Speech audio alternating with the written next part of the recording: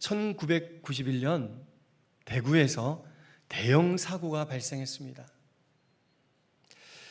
이른바 낙동강 페놀 유출 사건입니다. 1991년 3월과 4월 구미에 있는 모 전자회사의 공장에서 두 차례의 페놀 유출 사건이 발생한 것이죠. 아마도 알려진 바대로라면 그 파이프가 부실해서 파이프의 파열 때문이라고 알려져 있는데, 어떤 분들은 밤사이 방류한 것일 수도 있다라는 가능성도 조심스럽게 갖고 있어요. 어쨌든 공식적으로 알려지기로는 파이프가 파손돼서 생긴 사고다, 이렇게 알려져 있습니다. 낙동강에 유출된 페놀 30여 톤이 대구 시민들을 위한 상수도 취수원에 흘러들었습니다. 수돗물에서 이상한 냄새가 난다는 시민들의 신고가 있자 대구시는 정확한 원인 규명 대신에 임시 방편으로 다량의 염소 소독제를 풀어서 사태를 무마 그리고 해결하려고 했습니다. 그런데 여기서 여러분, 충격적인 사실 하나는 그 상수도를 소독하는 소독약이 염소인데, 염소와 이 페놀이라는 성분이 만나면 클로로페놀이라는 합성물이 되면서 그냥 페놀이라는 상태로 있을 때보다 더 엄청난 독성을 갖는 유독 물질로 바뀐다는데, 아찔한 사건의 이야기가 담겨 있습니다.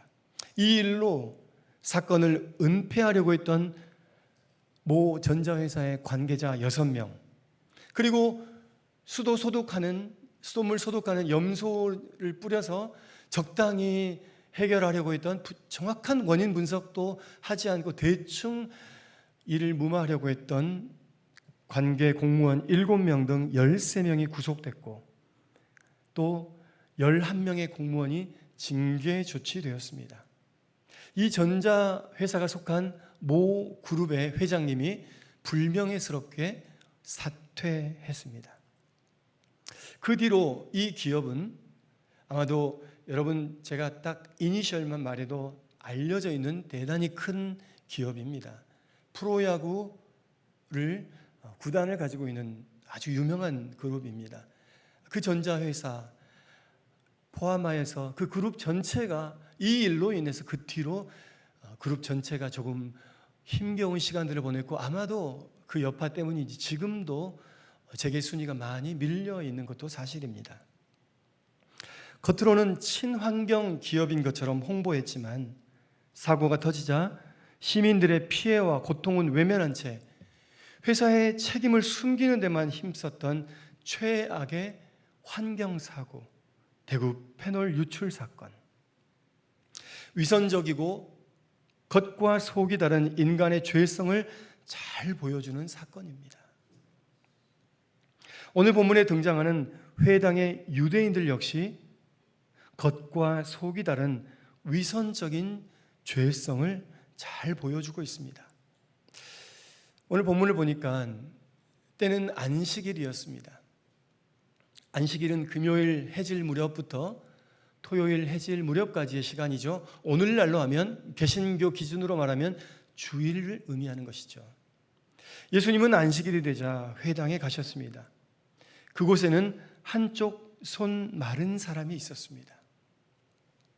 그리고 그곳에는 예수님을 미워하는 사람들이 본심을 숨긴 채 웅크리고 기회를 노리고 회당에 앉아 있었습니다. 우리 함께 본문 9절로 10절의 말씀을 읽어보겠습니다. 시작. 거기에서 떠나 그들의 회당에 들어가시니 한쪽 손 마른 사람이 있는지라. 사람들이 예수를 고발하려 하여 물어 이르되 안식일에 병 고치는 것이 옳으니까.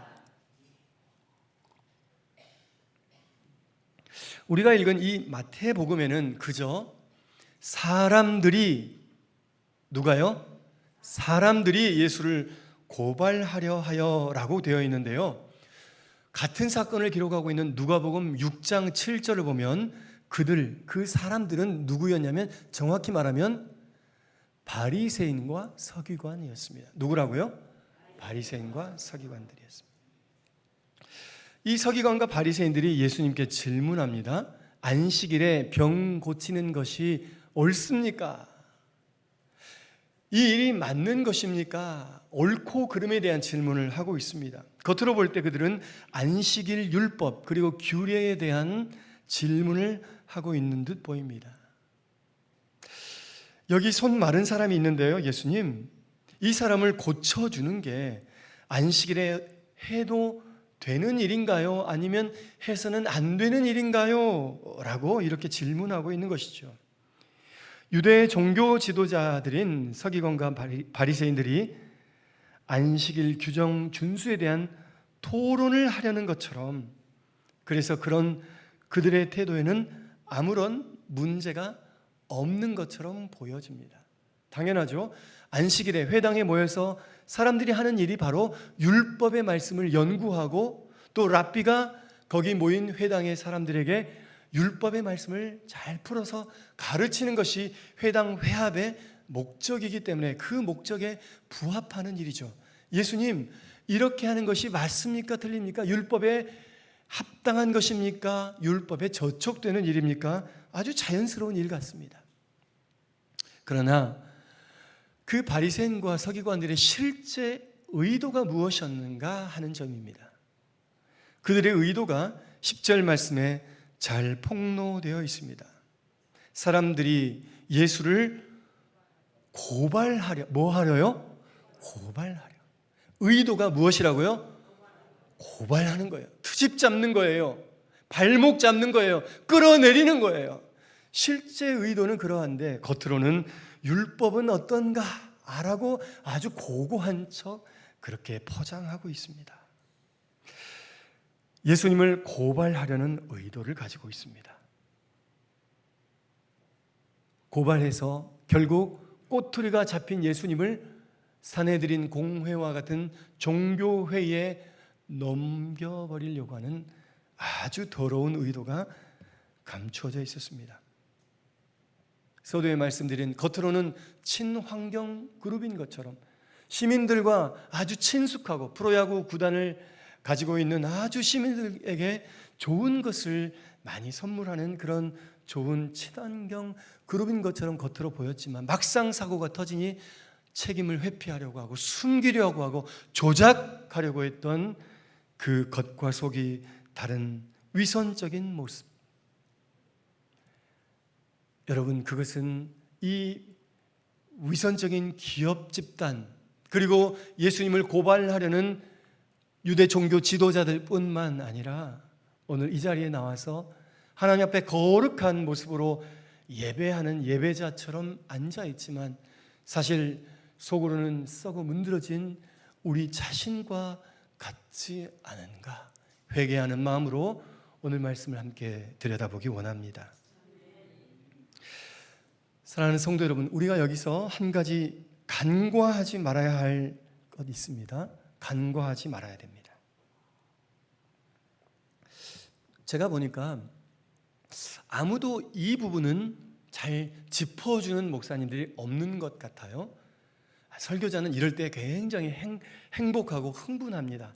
야, 하나님이 나에게 오늘 본문에서 이런 놀라운 진리를 보여주셨네 하면서 여러분들, 제가 이 말씀을 금식하면서 사실 금식한다는 말을 자랑하고 싶지 않아서 성도님들에게는 말을 안 하려고 했는데 목사님이 이렇게 커밍아웃을 강제로 시켜버렸기 때문에 금식하면서 이 말씀을 타이핑하면서 굉장히 흥분됐어요.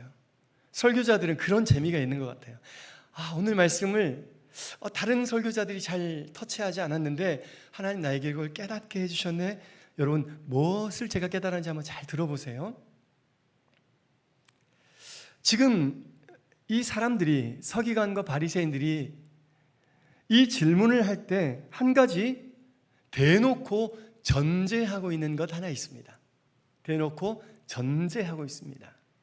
그것이 무엇인지 아세요, 여러분? 그것은 지금 그들이 예수께서 원하시면 저 평생 손 말라 고통당하던 그 불쌍한 병자를 당장이라도 치유하실 수 있다고 믿고 있다는 사실, 그걸 전제하고 있어요. 여러분, 이 사람들이 시비를 걸면서 고발하려는 의도를 가지고 이 질문을 하면서 그들은 이렇게 묻지 않아요? 예수님, 여기 평생 손 마른 자가 있습니다. 평생 고통받으며 살아왔지만 그는 그 고통에서 도저히 벗어날 수가 없었습니다.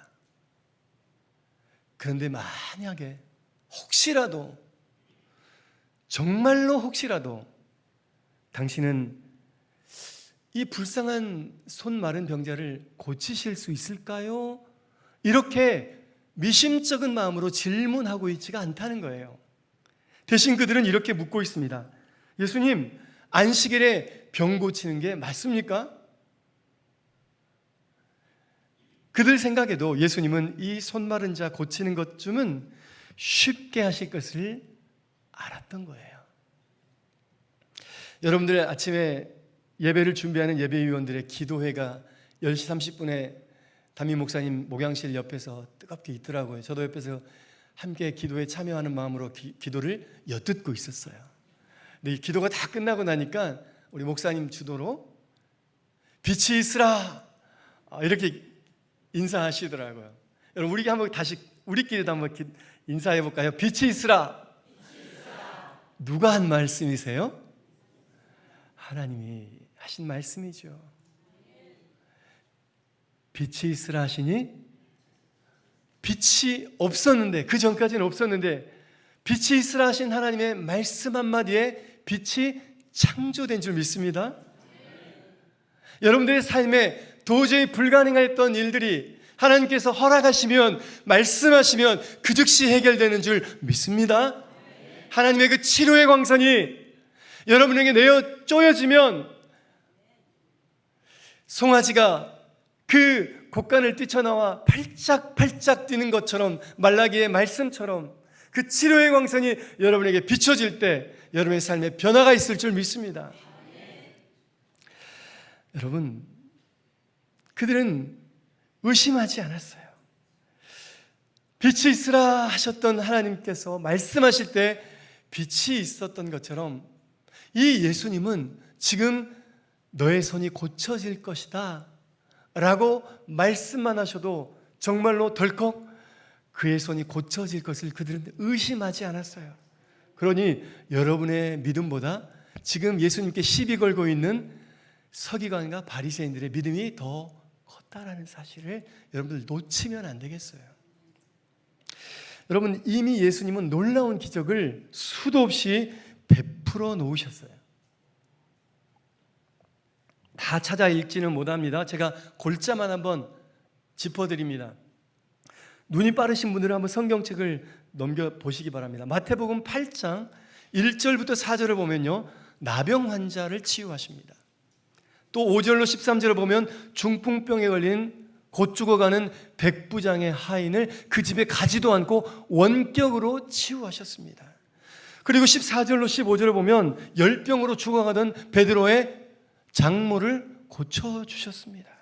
16절에는요, 지금 피곤해 죽겠는데 예수님 하루 종일 시달렸는데 그 밤에 베드로의 장모의 집에 문전성시를 이루는 그 가버나움, 그리고 그 근방에서 몰려든 모든 병자들을 다 고쳐주셨다는 기록이 거기 나옵니다. 뿐만 아닙니다. 23절로 27절을 보면 바람과 바다를 꾸짖자 성난 파도가 아주 잔잔하게 되었습니다. 거칠게 뛰어노는 그 야수 같은, 맹수같이 뛰어노는 그 바다를 향하여 Be still, 잠잠하라 말씀하실 때 고요한 바다가 되었습니다.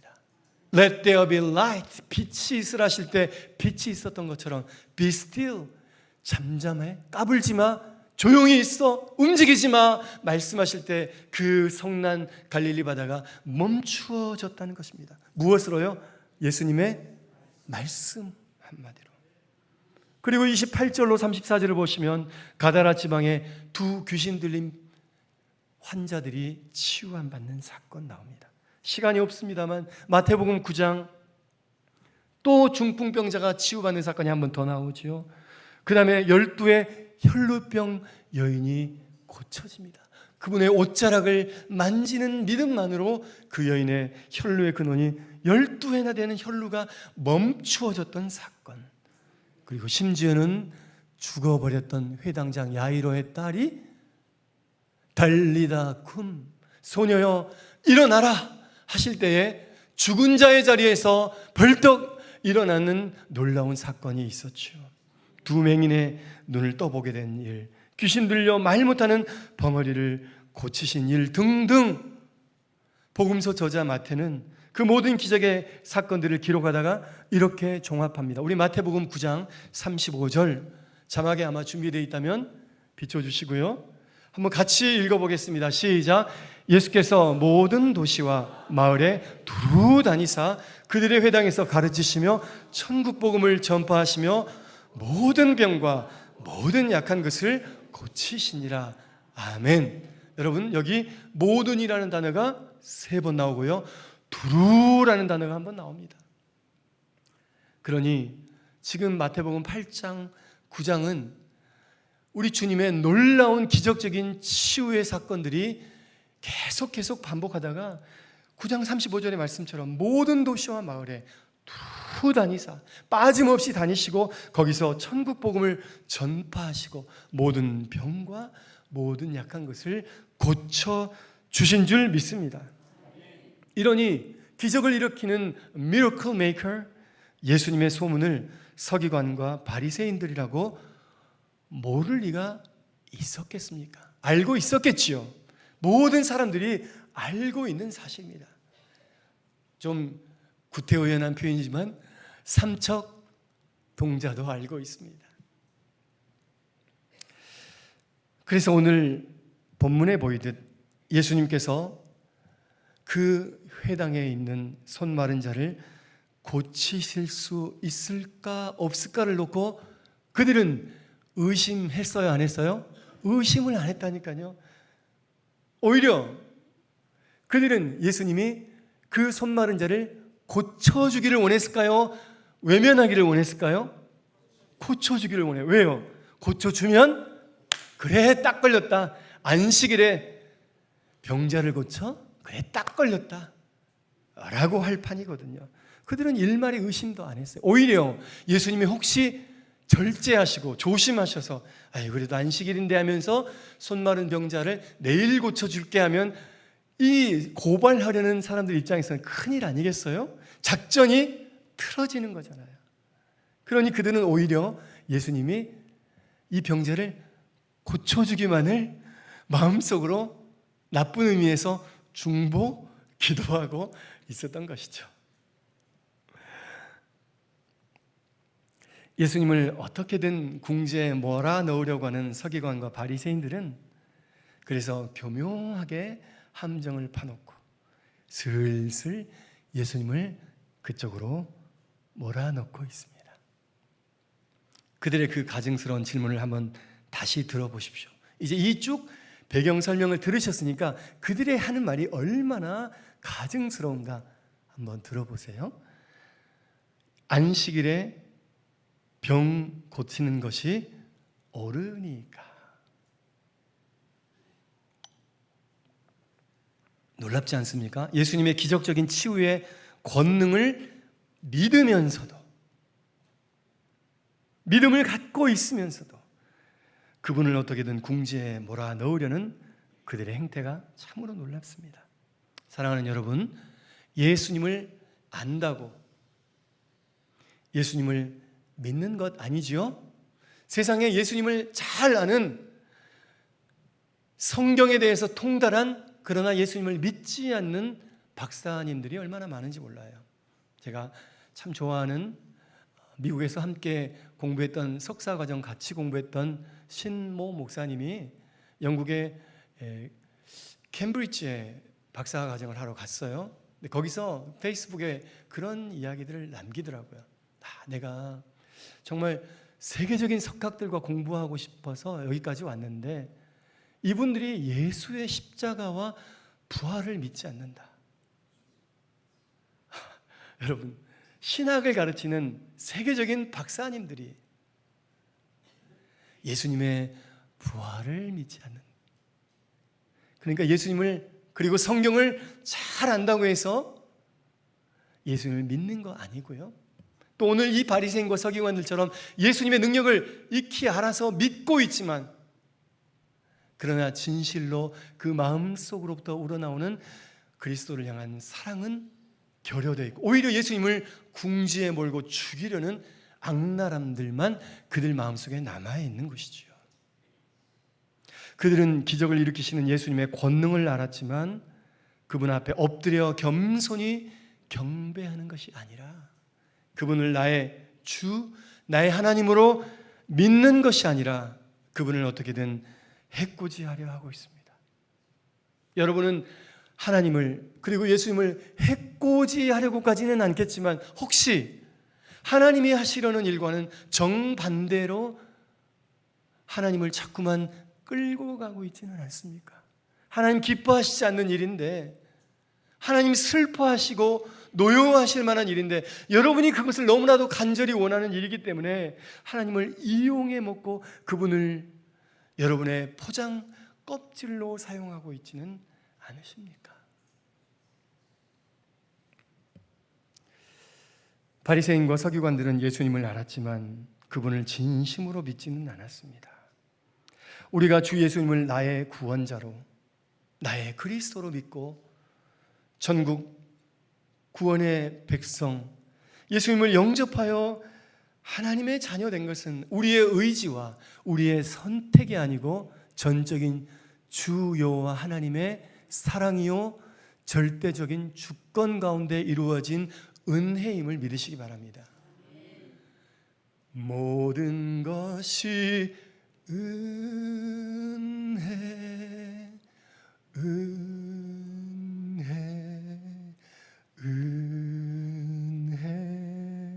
한없는 은혜, 내 삶에 당연한 건 하나도 없었던 것을 모든 것이 은혜, 은혜였소.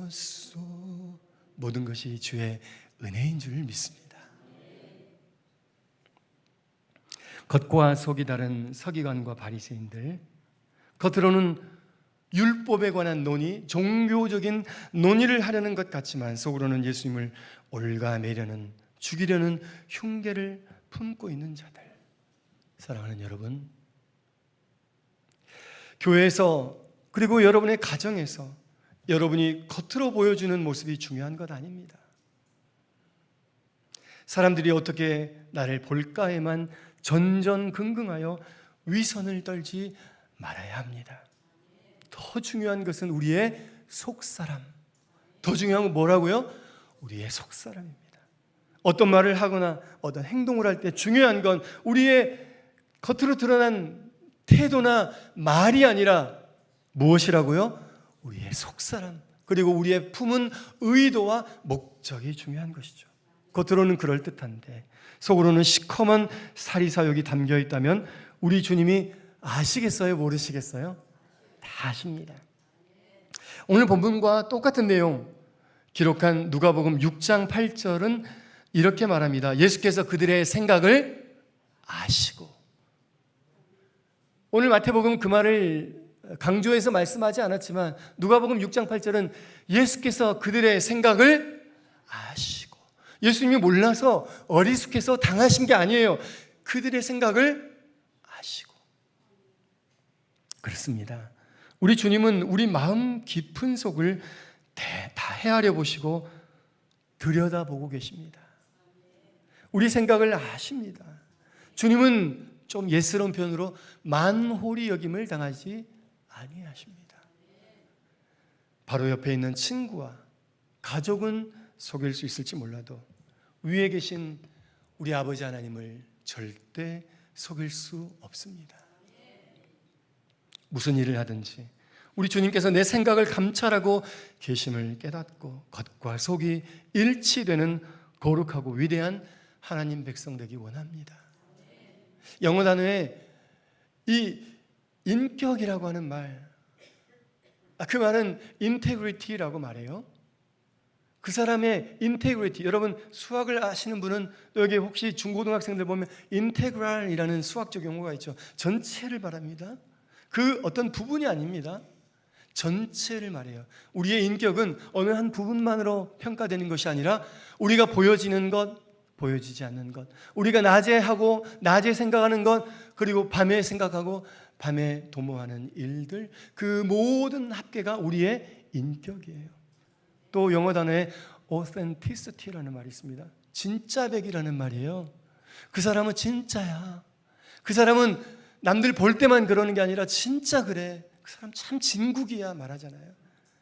여러분 사랑하는 우리 성도님들은 진국들 내시기 바랍니다.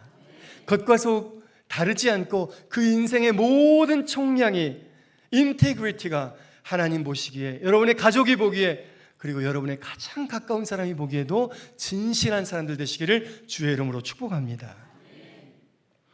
예수님을 죽여 없애려는 서슬퍼런 칼을 뒤로 감추고 안식일 관련 율법에 대한 예수님의 의견을 묻는 것처럼 안식일에 병 고치는 것이 옳습니까? 하며 위선을 떨고 있는 종교 지도자들에게 예수님은 말씀하십니다. 11절, 12절의 말씀. 우리 함께 11절과 12절 같이 읽겠습니다. 시작. 예수께서 이르시되 너희 중에 어떤 사람이 양 한 마리가 있어 안식일에 구덩이에 빠졌으면 끌어내지 않겠느냐? 사람이 양보다 얼마나 더 귀하냐? 그러므로 안식일에 선을 행하는 것이 옳으니라 하시고. 예수님은 유대 지도자들에게 두 가지를 묻고 있습니다. 몇 가지요? 두 가지. 첫 번째로 안식일에 구덩이에 빠진 불쌍한 양이 있을 때 너희들은 안식일이니 어쩔 수 없지? 그러고 마느냐? 아니면 얼른 가서 그 불쌍한 양을 옴짝달싹 못하고 구덩이에 빠져 이제 생명이 경각에 달린 그 양을 불쌍히 여겨 끌어내주느냐? 물어보고 계십니다. 질문에 대한 대답은 뭘까요? 네, 주님, 그런 일이 있으면 당연히 우리가 재빨리 끌어내지요. 둘째 질문입니다. 너희가 보기에 양이 귀하냐? 사람이 귀하냐? 정신이 제대로 박힌 사람이라면 뭐라고 대답할까요? 사람이 귀하다 말하겠죠. 이 두 질문을 하고 예수님 말씀하십니다. 12절 뒷부분, 그러므로 안식일에 선을 행하는 것이 옳으니라. 날고 기는 서기관들이라도 논리적으로 반박할 수가 없습니다. 논쟁에는 당장 졌어요. 논쟁은 졌지만, 그래서 조금 율법 교사로서, 서기관으로서, 바리새인으로서 체면이 사람들 앞에 깎이고 기분은 나쁘겠지만, 그럼에도 불구하고 그들이 진정으로 원하는 거 하나 있죠. 지금 아까부터 계속 속으로 시커멓게 품고 있는 거 있습니다. 걸리기만 해봐. 오늘 안식일인데 걸리기만 해봐. 얼마나 음흉한 사람들입니까? 그들이 지금 간절히 원하는 게 뭡니까? 말로 예수님 이겨먹는 겁니까? 아니죠. 그들은 자기들이 파놓은 함정으로 예수님이 걸어 들어오는 것을 원하고 있습니다. 그 불쌍한 손 마른 사람을 안식일임에도 불구하고 고치는 기적을 베푸시기만을 학수고대합니다. 혹시라도 예수님이 조심스러워하셔서 내일 고쳐줄게 하실까봐 노심초사하고 있는데, 지금 예수님이 덜커덕 자기들이 파놓은 함정에 걸려들기 일보 직전이에요. 예수님께서 그들의 그런 음흉한 생각을 아셨어요? 모르셨어요? 누가복음 말씀처럼 그들의 생각을 아시고. 그러나 여러분, 우리 주님은 사랑과 자비와 긍휼이 충만하신 분임을 믿으시기 바랍니다. 우리 같으면 어때요? 이것들 봐라. 이것들이 나를 속여 먹으려고, 나를 죽이려고 그냥 궁지로 모내모라. 이것들 저희 속이 시커멓구만. 그걸 몰랐으면 모를까, 알고 계셨다고 하잖아요. 그러면 우리 같으면 어때요? 거기 속임수에 넘어가려고 하지 않죠. 어떻게든 더 고단수를 써서 더 세게 골탕 먹이려고 하죠. 예수님은 그런 게 아니에요. 여러분 생각해 보세요. 안식일에 이 사람 나이가 정확히 몇 살인지 모르겠지만 회당에 아마 한 40쯤 된다고 치겠습니다. 한 40년 정도를 한쪽 손이 말라서 여러분 손을 펴지 못하고 이렇게 뒤틀려 있다고 생각해 보세요. 이 손으로 뭘 할 수 있겠어요? 아무것도 할 수 없죠. 정상적인 생계를 할 수가 없습니다. 그러니 그는 평생 제대로 된 그런 삶을 살아보지 못했어요. 손만 뒤틀린 게 아니라 그의 인생 전체가 뒤틀린 채 얼마나 불편하게 살았겠어요. 그런데 그가 그래도 얼마나 믿음이 약해지지 않았는지 매 안식일마다 안식일에 예배하고자 하나님의 전을 찾고 있는 참 믿음이 있는 사람이에요. 그런데 그가 예를 들면 40년이라고 치면 40년 동안 그는 자기의 이 비틀어진 손을 놓고 기도했겠어요? 안 했겠어요? 했겠죠. 근데 이 손이 한 번도 풀려지지 않아서 이제는 자포자기하며 살고 있지 않았겠어요? 여러분, 이 손 마른 사람 입장도 그렇지만 생각해 보세요.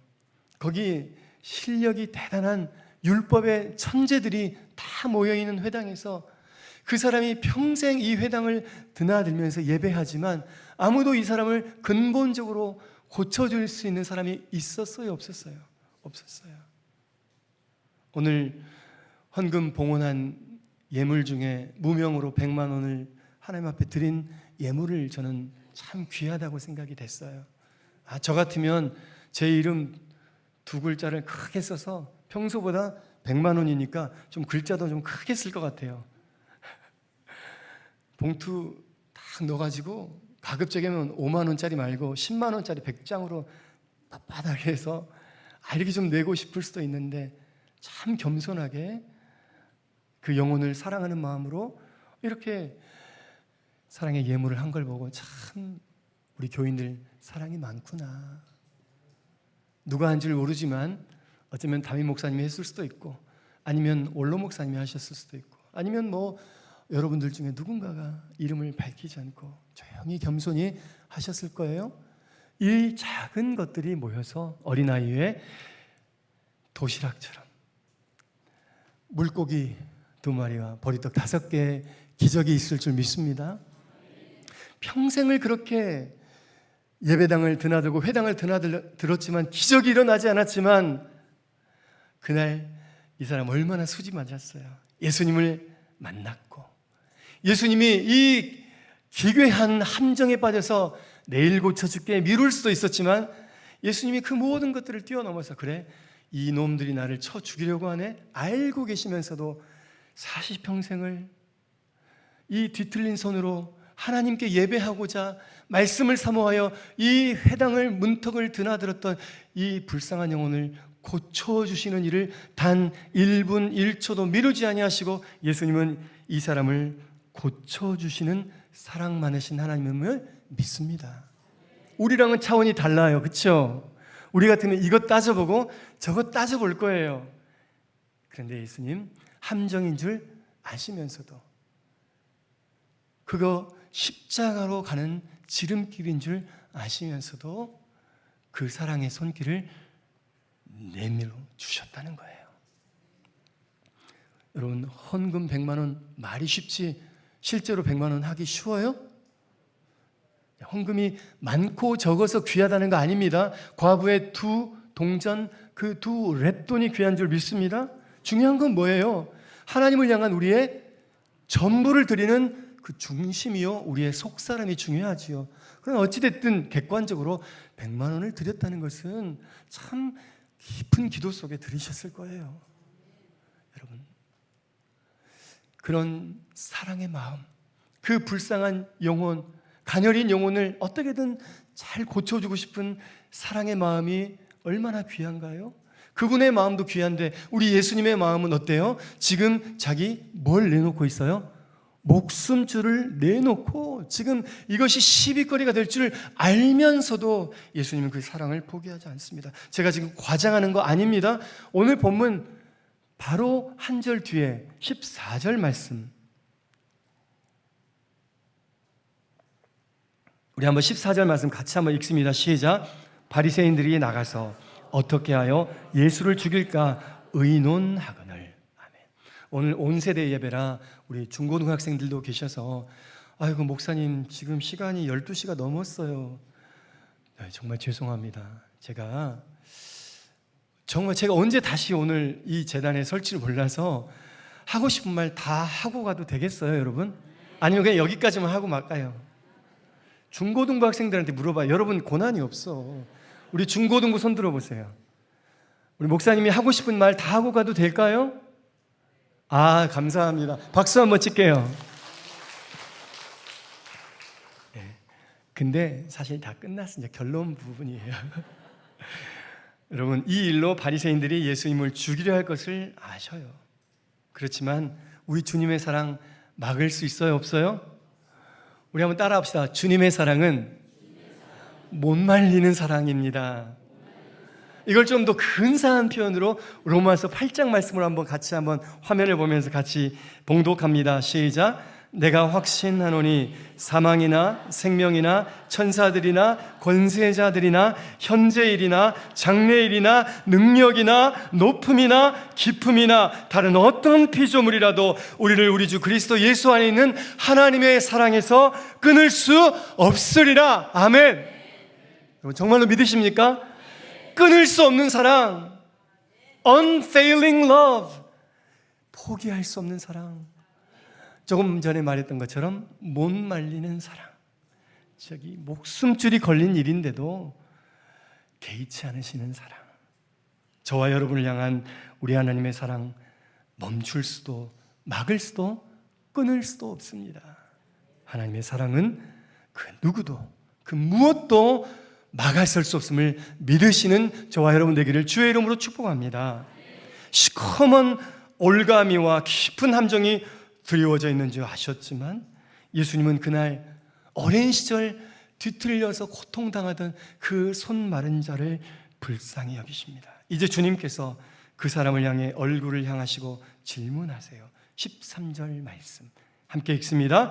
이에 그 사람에게 이르시되 손을 내밀라 하시니 그가 내밀매 다른 손과 같이 회복되어 성하더라. 아멘. 평생을 비틀려 있었는데 이 회당을 평생을 드나들었는데 한 번도 치유되지 못하다가 주님을 만나고 그 손이 치유된 줄 믿습니다. 손을 내밀라, 손을 내밀라. 우리 주 예수께서 손 마른 자 향해 말씀하십니다. 내 손을 나에게 내밀라. 그 손이 어떤 손입니까?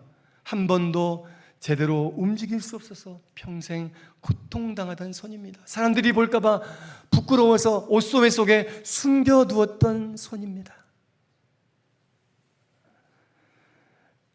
다른 사람들은 자기 손을 놀려 열심히 일해서 돈도 벌고 아름다운 과정도 꾸립니다. 그러나 이 사람 정상적인 삶을 살 수 없었죠. 제대로 된 직장도 없었습니다. 그런 그를 향해 주님 말씀하십니다. 그래, 내가 다 안다. 사랑하는 아들아, 내가 다 알고 있다. 내가 너의 아픔을 안다. 내가 너의 깊은 밤 흘리는 너의 그 눈물을 안다. 내가 너의 그 캄캄한 절망을 안다. 지금 이 말씀이 여러분에게 하나님이 여러분 개개인에게 개인적으로 주시는 속삭임이라고 들으시기 바랍니다. 그러나 지금 너의 그 말라 비틀어져 버린 절망적인 손을, 그리고 너의 그 인생의 절망적인 상황을 내 앞에 내밀어라. 사랑하는 여러분, 저는 여러분을 잘 알고 있지 못합니다. 그냥 여러분을 스쳐 지나가는 사람입니다. 여러분의 삶의 상황이 지금 이 회당에 있는 손 마른 사람과 같은 상황이십니까? 절망뿐이요, 눈물뿐이십니까? 아무것도 할 수 없습니까? 막다른 골목입니까? 제가 어제 아내와 같이 연속곡을 하나 봤어요. 목사님이 주일 설교나 준비하시지 무슨 토요일에. 저는요, 제 스스로의 정체성을 이야기꾼이라고 생각합니다. 스토리텔러. 하나님의 말씀을 전하는 이야기꾼이라고 생각해서 세상 사람들, 그들이 이야기를 어떻게 펼쳐나가는지를 굉장히 관심 있게 봅니다. 그래서 그냥 드라마를 흥미로 보는 것은 아니고요, 그 이야기가 어떻게 풀려가는 것을 굉장히 주의 깊게 봅니다. 박보영 씨인가요? 박보영 씨가 주연한 그 드라마에서 빈 방에, 자기 방에, 컴컴한 방에 이불을 머리끝까지 뒤집어 쓰고 3년을 나오지 못하던 그 소녀가 눈물을 흘리며 그 방문을 나오는 그 장면을 저는 잊을 수가 없습니다. 여러분이 혹시 그 드라마의 주인공처럼 다른 사람들한테 터놓고 얘기를 하지는 않았지만, 아니 그럴 수 없었지만, 여러분 주님만 알고 계시는 여러분 속에 그 여러분만이 갇혀져 있는 그 어두컴컴한 방이 있다면, 오늘 이 아침 이 예배, 이 말씀을 통해 그 방, 그 절망의 방, 그 눈물의 방에서 걸어 나오는 저와 여러분이 되기를 주의 이름으로 축복합니다. 2000년 전 그 불쌍한 병자에게 손을 내밀라 말씀하시던 우리 주님이 지금 이곳에 오셔서 우리 예배를 받고 계시는 줄 믿습니다. 그리고 그가 우리와 지금 함께하고 계시는 줄 믿습니다. 그가 지금 여러분의 옆자리에 함께하고 계시며 여러분의 심령 가운데 함께하고 계시는 줄 믿습니다. 그리고 그 주님, 못 말리는 사랑의 주님이 여러분에게 말씀하십니다. 내 아들아, 그리고 내 사랑하는 딸아, 지금 절망뿐이겠지만, 지금 눈물뿐이겠지만, 지금 너의 그 비밀의 방에서 나와 나에게 손을 내밀어 주렴. 그럼 내가 너의 손을 잡고 너에게 전혀 새로운 삶을 보여주겠다. 여러분, 이 말씀을 듣고 여러분의 믿음의 손을 주님께 내미시는 여러분 되기를 소망합니다. 그리하여 그날 그곳에서 2000년 전 병자의 손이 온전하여졌던 것처럼 여러분의 삶과 여러분의 내적 자아와 여러분의 건강과 여러분이 계획하고 도모하는 그 모든 일들이 우리 주님 안에 강건하고 형통한 복이 여러분과 여러분의 자녀들 가운데, 그리고 이 교회 가운데에 넘쳐나시기를 우리 주 예수 그리스도의 이름 받들어 간절히 축원드립니다. 기도하겠습니다.